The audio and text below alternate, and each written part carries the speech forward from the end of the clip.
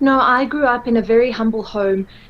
My family, we had very little, in fact, growing up. And what was really important was that I didn't know that. So growing up, I didn't know we had very little. I didn't know we came from a very, humble home. But what I did know was that we lived a life of service. I saw my father, my mother constantly doing community service, not as something that they tried to fit into their schedules, but the way that we lived as a family.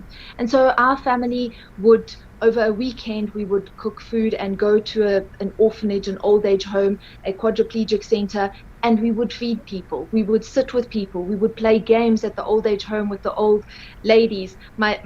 They loved my father, so they would really want us to come every weekend to play bingo with them and do small things with them, do gardening with them. And this was the way of life of our family. I did not know that this was not something that everybody did. I just thought that this was normal and this was the kind of life that people live.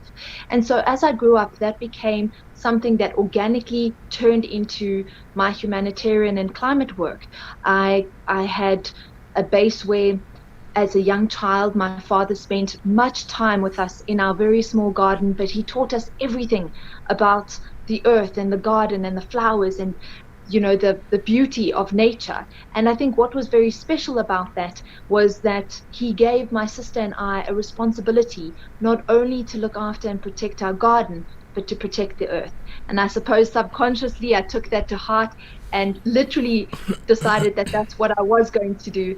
And my work as a humanitarian and an environmentalist became something that was my path and would grow into the work that I have done over the past many years of my life. Listening